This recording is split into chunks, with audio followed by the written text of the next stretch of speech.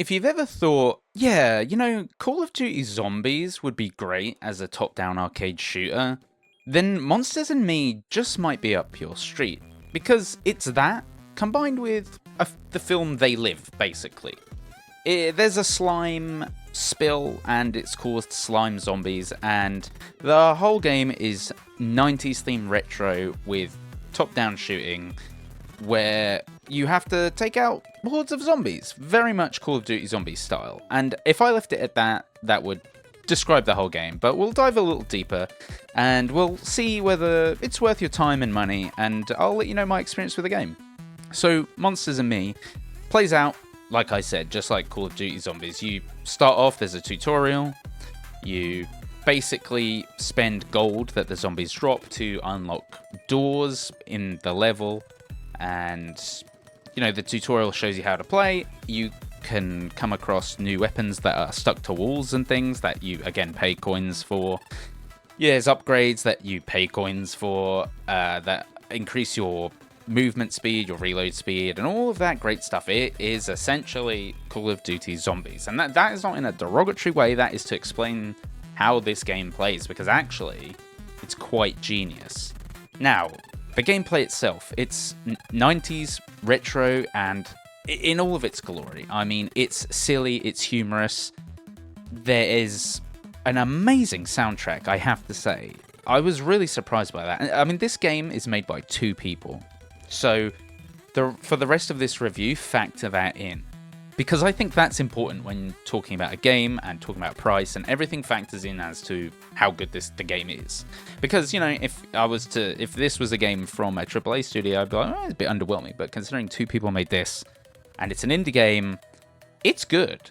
So, your objective, obviously, is to survive waves of zombies, and they get progressively faster, they're more numerous, and as I said, you unlock doors to progress, and then you eventually find a portal. You can unlock crazy weapons that just tear through the slime mutants, and like I said, there's a great soundtrack in the first level. There's like a DJ that you hit the DJ and he changes song, but there's an amazing like dubstep electro type soundtrack, which just watch the trailer for the game on the Steam page and you'll get the gist of it.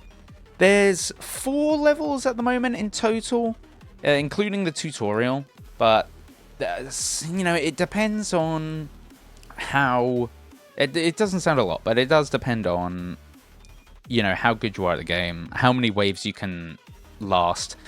And the point of the game really isn't to just beat those 4 levels, it's to unlock things. There's 4 characters, there's passives that you can buy on the main menu with like persistent currency that you get through playing the levels, and therefore your character can be upgraded more and more each time, kind of roguelike style, but I wouldn't quite say it's a roguelike.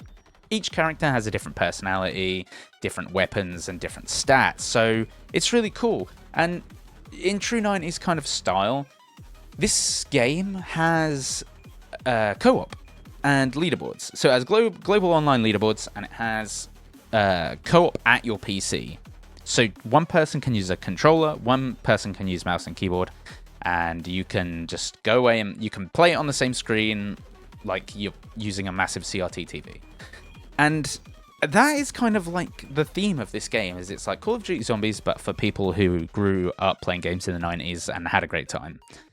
Now, I will say the game plays better on keyboard than it does with the controller. There's a little bit of strange inputs. The grenades don't quite throw properly.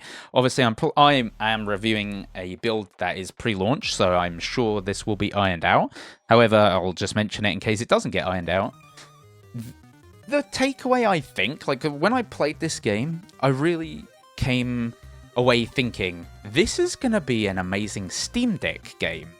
And then sure enough, I'm scrolling through just to check like through the dev blogs and things, and sure enough, they're making it fully Steam Deck compatible. And this is where it's going to compete with games like Retro City Rampage type thing, if you're after a sort of zombie wave shooter, because this is going to be great. This is great to pick up for like 10 minutes, 20 minutes. Just do one run, put down, go away. This is not like a game that you'll play for hours on end and play through a story.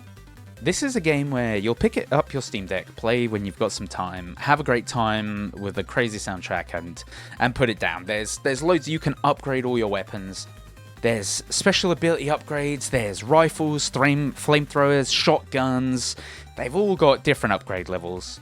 There's funny quips and little cutscenes, and the characters are quite funny. The whole thing is very light-hearted in nature. It's got personality, and I like that. There's some lore behind it. You know, as I mentioned, the sludge mutants take over the city, and there's sarcasm, and it's fun. Now, let's talk about the things that aren't so good. And the problem, I think, is there's not a huge amount of content. I can't tell you the price right now because Steam does not show the price. I cannot find the price in any press releases that the developers have sent me. And that kind of will affect things, which we'll talk about at the end. But I had a great time with Monsters and Me. I did find it a little bit slow. As I said, it's a wave shooter, and I found the starting waves, say the first sort of 10 waves, very easy. This changes over levels, obviously, and as you progress.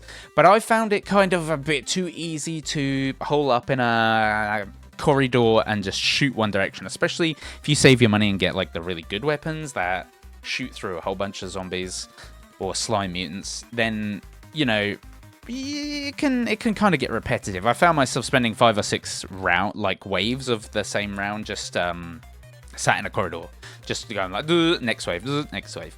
There are boss fights where big slime mutants come, and it makes it interesting.